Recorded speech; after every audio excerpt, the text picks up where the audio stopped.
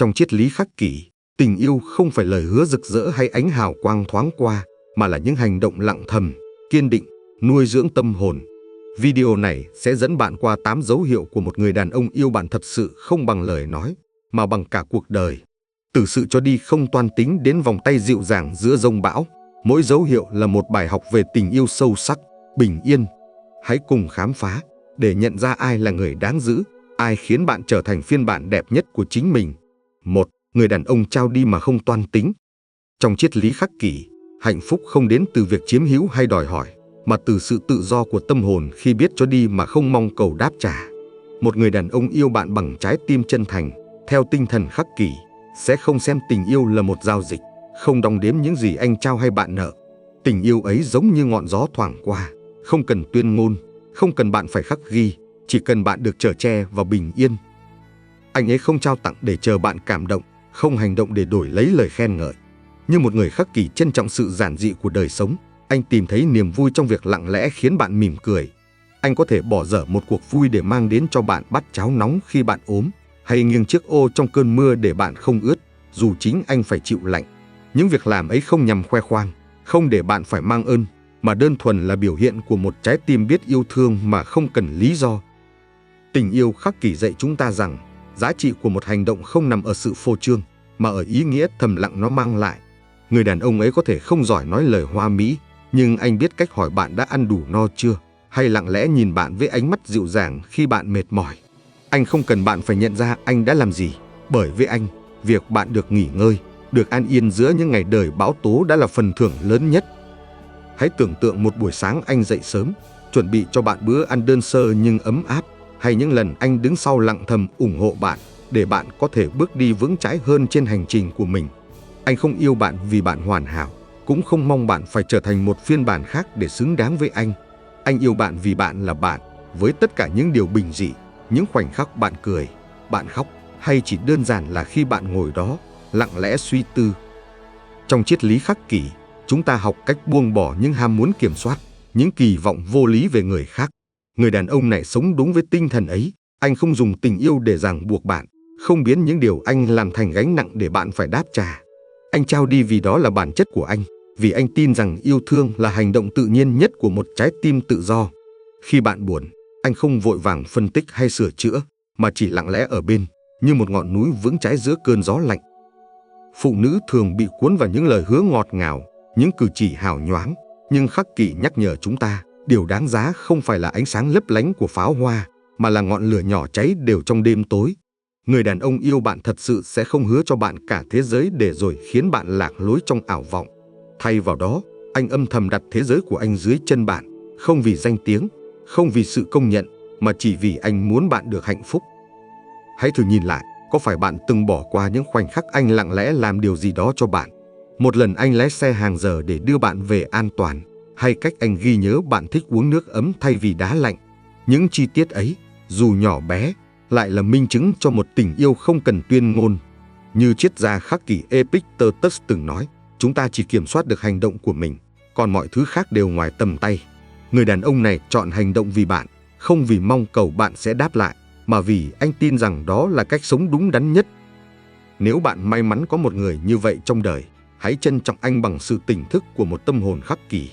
Đừng để những cám dỗ bên ngoài, những ảo tưởng về tình yêu rực rỡ làm bạn quên mất giá trị của sự chân thành. Tình yêu khắc kỷ không phải là cuộc đua để chiếm hữu, mà là hành trình học cách trao đi và trân quý những gì giản dị. Người đàn ông ấy không khiến tim bạn đập nhanh bằng những điều lớn lao, nhưng anh khiến bạn muốn sống chậm lại, để cảm nhận sự bình yên sâu sắc mà anh mang đến. Hãy giữ lấy anh, không phải vì bạn không thể sống thiếu anh, mà vì ở bên anh, bạn tìm thấy sự tự do để là chính mình, không cần gồng gánh, không cần che giấu. Đó là tình yêu khắc kỷ, tình yêu của sự tự nhiên, của lòng bao dung và của những hành động thầm lặng nhưng bền bỉ như dòng sông không ngừng chảy. 2. Người đàn ông ôm bạn như giữ lấy điều quý giá nhất. Triết lý khắc kỷ dạy chúng ta rằng, giữa dòng đời hỗn loạn, giá trị thật sự nằm ở những khoảnh khắc giản dị, nơi tâm hồn tìm được nơi trú ẩn. Một cái ôm, tưởng chừng đơn sơ, lại là ngôn ngữ sâu xa nhất của tình yêu, là cách một người đàn ông khắc kỷ nói với bạn rằng, dù thế giới có quay cuồng, em vẫn có anh. Người đàn ông yêu bạn thật sự không ôm bạn vì thói quen, không vì hình thức, mà vì anh trân trọng sự hiện diện của bạn trong đời anh. Cái ôm của anh không chỉ là vòng tay, mà là một lời cam kết thầm lặng. Anh ở đây, không để chiếm hữu, không để ràng buộc, mà để bạn cảm nhận được sự an toàn tuyệt đối. Như một người khắc kỷ tìm bình yên trong những điều mình có thể kiểm soát, anh ôm bạn để nhắc nhở rằng, dù cuộc sống có khắc nghiệt, bạn luôn có một nơi để tựa vào. Hãy tưởng tượng một ngày dài mệt mỏi, khi bạn trở về với trái tim nặng trĩu, anh không hỏi han nhiều, không cố phân tích nỗi buồn của bạn. Anh chỉ lặng lẽ kéo bạn vào vòng tay, siết nhẹ vai bạn, giữ bạn lâu hơn một nhịp bình thường. Trong khoảnh khắc ấy, không lời nói nào cần thiết, bởi trái tim đã hiểu nhau. Cái ôm ấy giống như một ngôi nhà, nơi bạn có thể thả lỏng, không cần gồng mình để mạnh mẽ, không cần che giấu những giọt nước mắt. Trong triết lý khắc kỷ, chúng ta học cách chấp nhận những gì không thể thay đổi và trân trọng những gì đang có. Người đàn ông này ôm bạn không chỉ khi bạn rạng rỡ, mà cả khi bạn bối rối, khi bạn sai lầm, khi bạn yếu đuối. Anh không đẩy bạn ra khi bạn cần không gian, nhưng khi bạn lạnh, anh kéo bạn lại gần. Khi bạn buồn, anh không tra hỏi, chỉ nhẹ nhàng ôm bạn, bởi anh hiểu rằng có những vết thương không cần lời khuyên, chỉ cần một vòng tay đủ ấm. Cái ôm của anh khác biệt, không mang ý định chiếm giữ, không thao túng bạn bằng sự dính mắc. Nó là sự tự do trong an toàn, là sự gần gũi trong tôn trọng. Bạn được là chính mình với những ngày rực rỡ và những ngày u ám, và vẫn được yêu thương trọn vẹn. Như Seneca từng nói, hạnh phúc không đến từ việc sở hữu nhiều, mà từ việc biết trân quý những gì giản dị.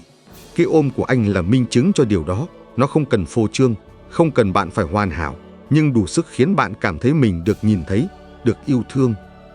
Phụ nữ, trong hành trình khắc kỷ của mình, hãy học cách nhận ra giá trị của những điều tưởng chừng nhỏ bé. Người đàn ông ôm bạn như giữ lấy kho báu, không phải vì anh sợ mất bạn, mà vì anh biết bạn là điều quý giá nhất trong đời anh. Anh không viết những dòng thơ dài, không hứa hẹn bằng lời nói hoa mỹ, nhưng mỗi cái ôm của anh là một lời khẳng định. Anh chọn ở bên bạn qua những ngày nắng ấm lẫn những đêm giông bão. Nếu bạn đang có một người như vậy, hãy trân trọng anh bằng sự tỉnh thức và lòng biết ơn. Đừng để những cám dỗ của thế giới bên ngoài khiến bạn xem nhẹ giá trị của một vòng tay bình yên.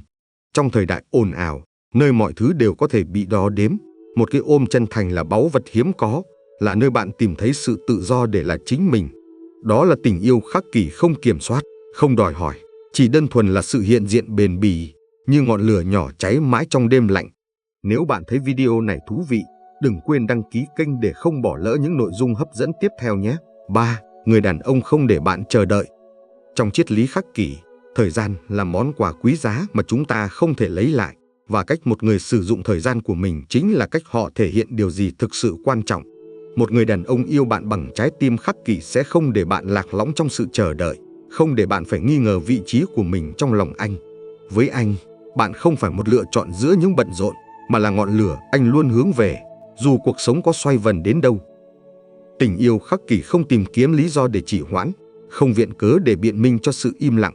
Người đàn ông này hiểu rằng, trong một thế giới nơi mọi người đều có thể tuyên bố mình bận rộn, việc dành một khoảnh khắc để trả lời bạn, để hỏi han bạn, là cách anh khẳng định bạn là ưu tiên.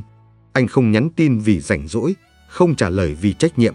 Anh làm điều đó vì trái tim anh luôn hướng về bạn, vì anh biết rằng một dòng tin nhắn đúng lúc có thể xoa dịu một tâm hồn đang chênh vênh. Hãy tưởng tượng một ngày bạn gửi cho anh một câu hỏi giản đơn, và dù đang giữa trăm công việc, anh vẫn tìm cách đáp lại, dù chỉ là một dòng ngắn gọn, em ổn không? Hay một biểu tượng cảm xúc nhỏ, nhưng chứa đựng cả một đại dương quan tâm.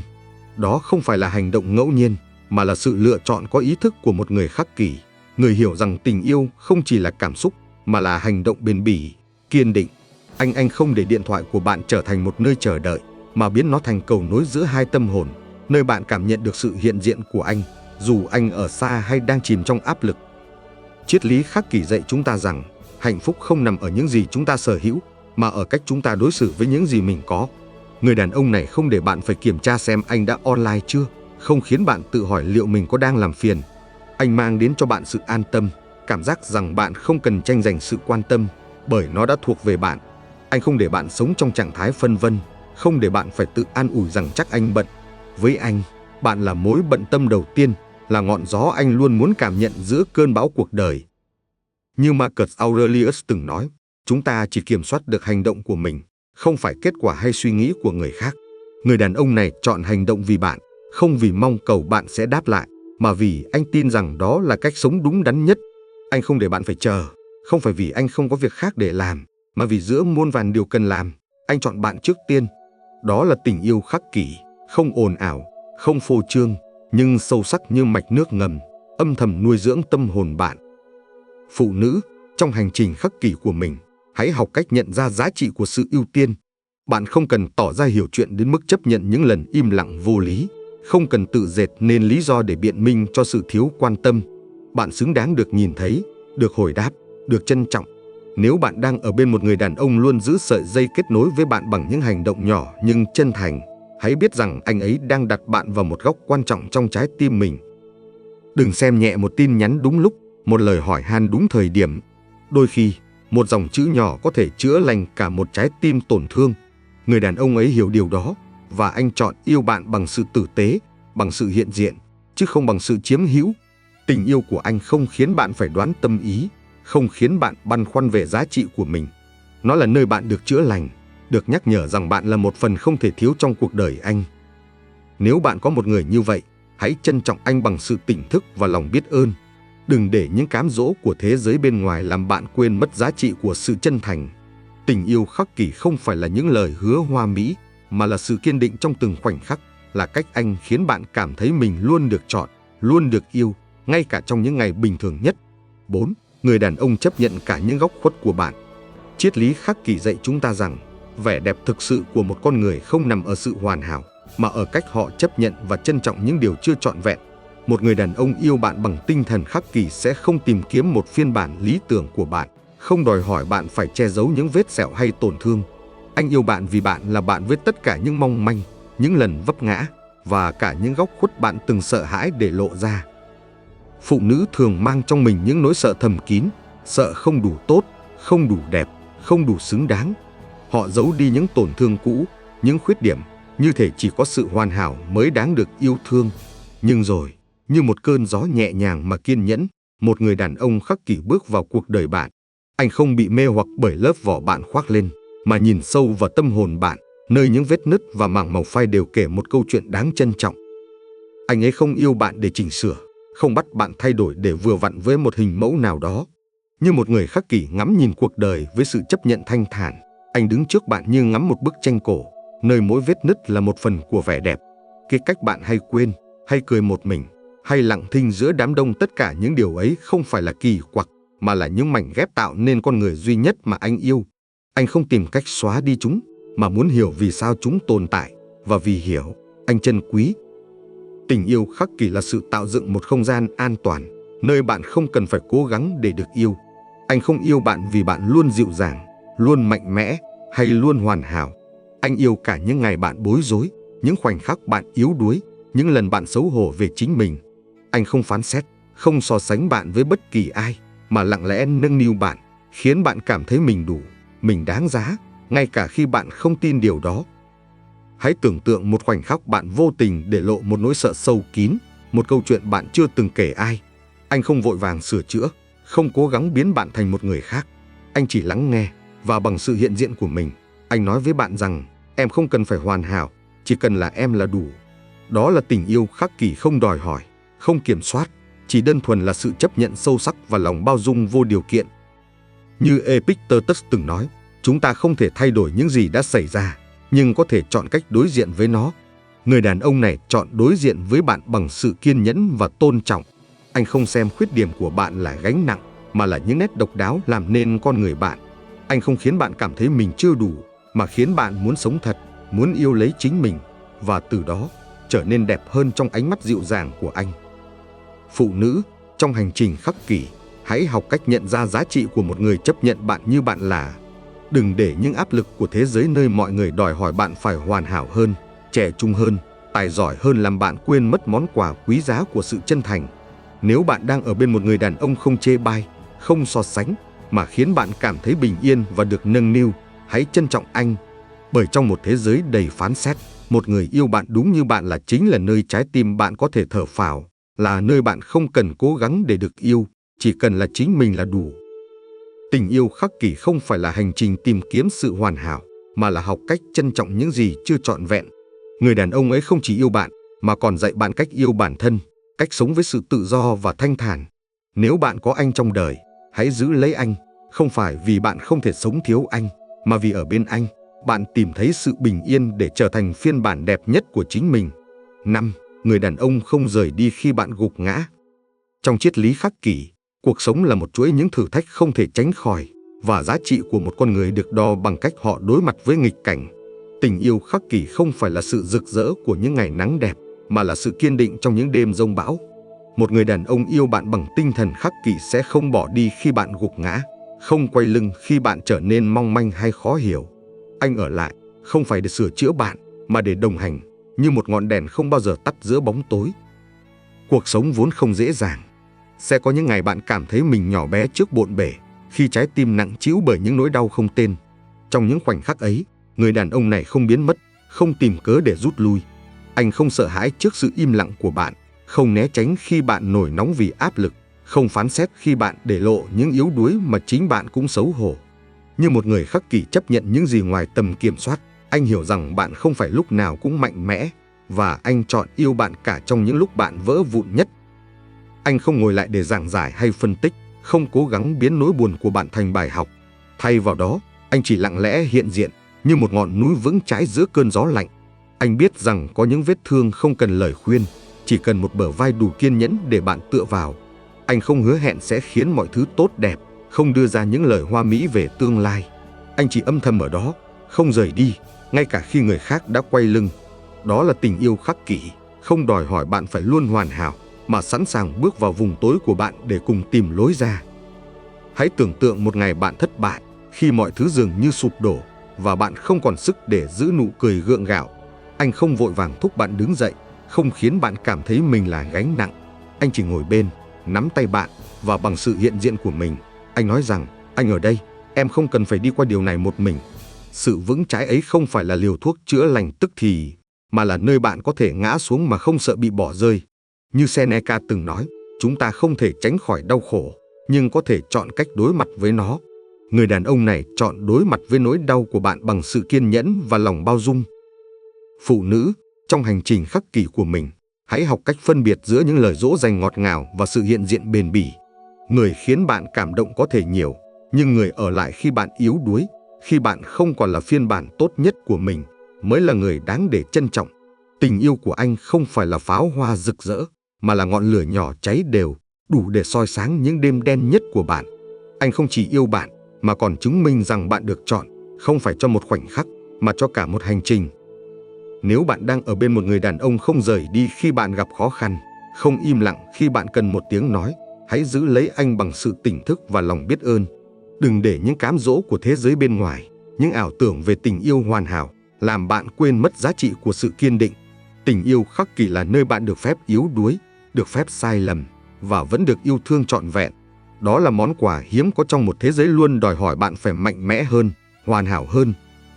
Hãy trân trọng người đàn ông ấy, không phải vì bạn không thể sống thiếu anh, mà vì ở bên anh, bạn tìm thấy sự an toàn để đối mặt với chính mình, để đứng dậy sau mỗi lần gục ngã. Tình yêu của anh là minh chứng rằng, đôi khi, điều giá trị nhất không phải là khiến mọi thứ trở nên tốt đẹp, mà là ở lại, dù mọi thứ có tồi tệ đến đâu. Nếu bạn thấy video này hay, hãy đăng ký kênh để tiếp thêm động lực cho mình tạo ra nhiều nội dung chất lượng hơn nữa nhé. 6. Người đàn ông âm thầm làm những điều tử tế. Triết lý khắc kỷ dạy chúng ta rằng, hạnh phúc không nằm ở những điều lớn lao, mà ở những chi tiết nhỏ bé được thực hiện với sự chân thành và ý thức. Một người đàn ông yêu bạn bằng tinh thần khắc kỷ sẽ không chờ đến những dịp đặc biệt để thể hiện tình cảm, không cần hoa, quà hay những cử chỉ rầm rộ để chứng minh tình yêu. Tình yêu của anh nằm trong những việc làm âm thầm, thường ngày, tưởng chừng tầm thường nhưng lại mang ý nghĩa sâu sắc, như dòng sông lặng lẽ nuôi dưỡng cánh đồng khô cằn. Anh ấy không làm những điều tử tế để được khen ngợi, không hành động để bạn phải ghi nhớ. Như một người khắc kỷ tìm niềm vui trong việc sống đúng với giá trị của mình, anh làm vì trái tim anh muốn thế, vì niềm vui của bạn cũng là niềm vui của anh. Khi bạn than mệt, anh âm thầm nấu cho bạn một tô cháo nóng. Khi bạn nhắc thoáng qua về một cuốn sách yêu thích, vài tuần sau, nó đã nằm trên bàn bạn. Khi trời chuyển mưa, anh nhắn bạn mang áo khoác. Khi bạn đi làm về muộn, anh hỏi, em ăn chưa? Thay vì trách móc bạn về muộn, những việc làm ấy không nhằm khoe khoang, không để bạn mang ơn, mà là cách anh yêu bạn một cách tự nhiên, như hơi thở của chính anh. Hãy tưởng tượng cách anh mở cửa chờ bạn về, cách anh nhớ bạn thích cà phê không đường, hay cách anh sẵn sàng đi xa để mua món bạn yêu thích, dù chính anh không ăn được món đó. Những chi tiết nhỏ ấy, bạn có thể vô tình bỏ qua, nhưng chúng là nền móng của một tình yêu bền vững. Như Epictetus từng nói, chúng ta chỉ kiểm soát được hành động của mình, và người đàn ông này chọn hành động vì bạn, không vì mong cầu sự công nhận, mà vì anh tin đó là cách sống đúng đắn nhất. Anh để tâm đến những thói quen vô thức của bạn, những điều bạn chỉ nói thoáng qua, và ghi nhớ chúng bằng một tình yêu không màu mè, không phô trương. Tình yêu khắc kỷ không cần tuyên ngôn, không cần bạn phải nói anh yêu em mỗi ngày. Nó nằm trong cách anh sống, như thể tình yêu là điều hiển nhiên, là hơi thở của anh khi ở bên bạn. Anh không xem việc quan tâm bạn là gánh nặng, mà là niềm vui tự nhiên của một trái tim biết yêu thương. Mỗi việc anh làm, dù nhỏ bé, đều hướng về bạn, như những giọt nước lặng lẽ thấm vào đất, nuôi dưỡng một tình yêu sâu sắc và bền bỉ. Phụ nữ, trong hành trình khắc kỷ, hãy học cách nhận ra giá trị của những điều tử tế âm thầm. Đừng để những giấc mơ về sự lãng mạn hào nhoáng khiến bạn xem nhẹ một người luôn có mặt trong từng chi tiết nhỏ của cuộc sống. Người đàn ông ấy không ồn ào thể hiện, không khoe khoang hy sinh, nhưng mỗi hành động của anh đều là một lời khẳng định bạn là điều quan trọng nhất trong đời anh. Đó không phải là điều bình thường, mà là báu vật hiếm có trong một thế giới đầy những lời hứa suông. Nếu bạn đang ở bên một người như vậy, hãy trân trọng anh bằng sự tỉnh thức của một tâm hồn khắc kỷ. Đừng để sự quen thuộc làm bạn quên mất giá trị của những việc làm lặng lẽ. Tình yêu của anh là minh chứng rằng, đôi khi, điều khiến bạn hạnh phúc nhất không phải là những lời tỏ tình hoa mỹ, mà là cách anh cúi xuống buộc lại dây giày cho bạn khi không ai nhìn thấy.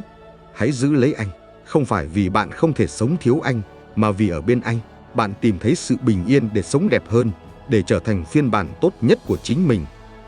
Tình yêu khắc kỷ là sự tử tế không cần chứng minh, là hành động không cần tuyên ngôn. Người đàn ông ấy không chỉ yêu bạn, mà còn dạy bạn cách yêu thương bằng sự chân thành, bằng sự kiên nhẫn, và bằng những việc làm nhỏ bé nhưng đủ sức khiến trái tim bạn dịu lại giữa cuộc đời xô bồ. 7. Người đàn ông luôn ưu tiên bạn. Trong triết lý khắc kỷ, chúng ta học rằng thời gian và sự chú ý là những tài sản quý giá nhất, bởi chúng phản ánh điều gì thực sự quan trọng trong trái tim một con người. Một người đàn ông yêu bạn bằng tinh thần khắc kỷ không chỉ nói rằng bạn là ưu tiên, mà chứng minh điều đó qua những lựa chọn lặng thầm mỗi ngày. Giữa nhịp sống hối hả, nơi ai cũng có thể viện cớ bận rộn, anh chọn đặt bạn lên trên tất cả, không bằng lời hứa hoa mỹ, mà bằng hành động kiên định, như ngọn núi đứng vững trước cơn gió. Tình yêu khắc kỷ không để bạn cảm thấy mình là lựa chọn thứ hai, không khiến bạn phải tranh giành sự quan tâm hay chờ đợi đến khi mọi việc khác đã xong xuôi. Người đàn ông này hiểu rằng, dù có công việc, bạn bè hay đam mê riêng, bạn vẫn là trung tâm trong thế giới của anh. Anh không hứa sẽ dành thời gian cho bạn, mà âm thầm sắp xếp cuộc sống để bạn luôn có chỗ đứng quan trọng. Khi anh chọn đến bên bạn thay vì tụ tập bạn bè, khi anh gác lại công việc để lắng nghe bạn chia sẻ những điều vu vơ, khi anh tắt điện thoại để tập trung vào bạn, đó là cách anh nói rằng bạn không chỉ là một phần, mà là một phần thiết yếu của đời anh. Hãy tưởng tượng một ngày bình thường, khi anh chủ động hỏi bạn có mệt không, hay lặng lẽ xuất hiện khi bạn cảm thấy cô đơn. Những hành động ấy không nhằm phô trương, không cần bạn phải cảm ơn. Như một người khắc kỷ tập trung vào những gì mình có thể kiểm soát, anh chọn hành động vì bạn, không vì mong cầu sự công nhận, mà vì anh tin đó là cách sống đúng đắn. Anh không để bạn phải nhắn anh có rảnh không, bởi anh đã chủ động hỏi em cần gì trước khi bạn kịp lên tiếng. Sự hiện diện của anh khiến bạn cảm thấy an tâm, rằng bạn không cần băn khoăn về vị trí của mình trong trái tim anh. Triết gia Marcus Aurelius từng nói, chúng ta nên sống mỗi ngày như thể đó là ngày cuối cùng, tập trung vào những gì thực sự ý nghĩa. Người đàn ông này sống theo tinh thần ấy, anh không để bạn phải đoán tâm ý, không khiến bạn sống trong cảm giác không biết mình có quan trọng hay không. Tình yêu của anh là sự chữa lành, không phải bằng những lời nói lớn lao, mà bằng sự ưu tiên lặng lẽ, kiên định qua từng khoảnh khắc. Anh có mặt khi bạn cần, lắng nghe khi bạn mệt, và biết khi nào bạn im lặng là vì đau. Đó là tình yêu khắc kỷ không ồn ào, nhưng sâu sắc như mạch nước ngầm, nuôi dưỡng tâm hồn bạn mỗi ngày. Phụ nữ, trong hành trình khắc kỷ của mình, hãy học cách nhận ra giá trị của sự ưu tiên. Bạn không cần phải tỏ ra mạnh mẽ đến mức chấp nhận bị lãng quên, không cần tự an ủi rằng anh bận nên mới im lặng. Bạn xứng đáng được nhìn thấy, được quan tâm, được đặt lên hàng đầu. Nếu bạn đang ở bên một người đàn ông luôn có mặt khi bạn cần, luôn khiến bạn cảm thấy mình là trung tâm mà không cần tranh đấu, hãy trân trọng anh. Đừng để những cám dỗ của thế giới, những lời hứa hào nhoáng hay những ảo tưởng về tình yêu rực rỡ làm bạn xem nhẹ giá trị của sự kiên định. Sự ưu tiên không chỉ là thời gian, mà là một dạng tôn trọng, là cốt lõi của tình yêu lâu dài. Người đàn ông ấy không chỉ yêu bạn, mà còn dạy bạn cách yêu bằng sự chân thành, bằng sự hiện diện không điều kiện. Nếu bạn có anh trong đời, hãy giữ lấy anh bằng sự tỉnh thức và lòng biết ơn. Tình yêu khắc kỷ không cần được gọi tên mỗi ngày, chỉ cần được sống đúng cách qua từng hành động có thật. Anh là minh chứng rằng, đôi khi, điều khiến bạn hạnh phúc nhất không phải là những lời tỏ tình, mà là cách anh lặng lẽ chọn bạn giữa muôn vàn điều khác trong cuộc đời. 8 người đàn ông ghen một chút, nhưng với lòng tôn trọng. Triết lý khắc kỷ dạy chúng ta rằng, cảm xúc là tự nhiên, nhưng cách chúng ta quản lý chúng mới định nghĩa con người mình. Một người đàn ông yêu bạn bằng tinh thần khắc kỷ có thể ghen, nhưng không phải để kiểm soát hay chiếm hữu, mà vì bạn là kho báu trong trái tim anh, và anh trân trọng giá trị của bạn đến mức sợ một ngày thế giới ngoài kia cũng nhận ra điều đó. Sự ghen của anh là một biểu hiện lành mạnh của tình yêu, là sự cân bằng giữa cảm xúc chân thật và lòng tin sâu sắc. Anh không ghen đến mức bóp nghẹt bạn, không cấm bạn giao tiếp với người khác, không tra hỏi bạn đi đâu, làm gì. Thay vào đó, sự ghen của anh tinh tế, như một cơn gió nhẹ thoảng qua, một ánh mắt trầm lại khi có người tiến gần bạn, một câu hỏi nhỏ họ là ai vậy, em, hay một cái siết tay nhẹ hơn bình thường. Đó không phải là sự áp đặt, mà là nỗi lo lắng dịu dàng của một người đang giữ trong tim một điều quý giá. Như một người khắc kỷ kiểm soát cảm xúc của mình, anh đủ điềm tĩnh để tôn trọng tự do của bạn, nhưng cũng đủ nhạy cảm để nhận ra khi nào bạn cần được bảo vệ, cần một lời nhắc rằng, anh ở đây, em thuộc về nơi an toàn. Hãy tưởng tượng một khoảnh khắc bạn vô tình nhận được sự chú ý từ người khác. Anh không nổi giận vô lý, không nghi ngờ thiếu căn cứ, nhưng cũng không hoàn toàn vô cảm. Anh ghen một chút, không phải vì thiếu tin tưởng, mà vì anh biết bạn đặc biệt đến mức thế giới cũng có thể nhìn thấy. Sự ghen ấy không mang màu sắc kiểm soát, mà là một dạng dịu dàng rất nam tính, rất khắc kỷ. Anh muốn chở che mà không ràng buộc, muốn giữ gìn mà không giam cầm. Đó là tình yêu trưởng thành, nơi cảm xúc được quản lý bằng lý trí và lòng tôn trọng. Triết gia Seneca từng nói, chúng ta nên sống với sự thanh thản, không để cảm xúc lấn át lý trí. Người đàn ông này sống theo tinh thần ấy, anh không để sự ghen tuông biến thành sự chiếm hữu, không để nỗi sợ mất bạn trở thành gánh nặng cho bạn. Anh chọn ghen một cách tinh tế, bằng thái độ trưởng thành, để bạn biết rằng bạn quan trọng, nhưng không bị bó buộc. Tình yêu của anh là sự cân bằng giữa lo lắng và tin tưởng, giữa giữ gìn và tự do, như người cầm hoa trong tay không siết chặt đến mức làm gãy cánh, cũng không buông lơi để gió cuốn đi. Phụ nữ, trong hành trình khắc kỷ của mình, hãy học cách nhận ra giá trị của một người ghen vì trân trọng bạn, chứ không vì muốn kiểm soát. Bạn không cần một người theo sát từng bước, nhưng cũng không muốn ở bên một người quá thờ ơ trước sự hiện diện của người khác trong đời bạn. Tình yêu khắc kỷ là có một chút lo, một chút giữ, một chút sợ mất, nhưng luôn đặt niềm tin làm nền tảng. Nếu bạn đang ở bên một người đàn ông ghen một chút, không để áp đặt mà để thể hiện rằng bạn là kho báu của anh, hãy trân trọng anh. Đó không chỉ là ghen, mà là một dạng yêu thương sâu sắc, được bộc lộ bằng sự chín chắn và lòng tôn trọng. Hãy giữ lấy người đàn ông ấy, không phải vì bạn không thể sống thiếu anh, mà vì ở bên anh, bạn tìm thấy sự an toàn để là chính mình, được yêu thương mà không bị ràng buộc. Tình yêu của anh là minh chứng rằng, đôi khi, điều khiến bạn cảm nhận được tình yêu không phải là những lời nói lớn lao, mà là cách anh lặng lẽ siết tay bạn, nhắc bạn rằng bạn là điều quý giá nhất trong đời anh. Tình yêu khắc kỷ là sự chân thành không cần phô trương, là cảm xúc vừa đủ để bạn biết mình được yêu, nhưng đủ tự do để sống đúng với con người mình. Tình yêu khắc kỷ không rực rỡ như pháo hoa, mà bền bỉ như ngọn lửa nhỏ, soi sáng những ngày tăm tối. Hãy trân trọng người đàn ông yêu bạn bằng hành động chân thành, giúp bạn sống đẹp hơn mỗi ngày. Trong hành trình khắc kỷ, sự tử tế và lòng bao dung là ánh sáng dẫn lối. Cảm ơn bạn đã đồng hành.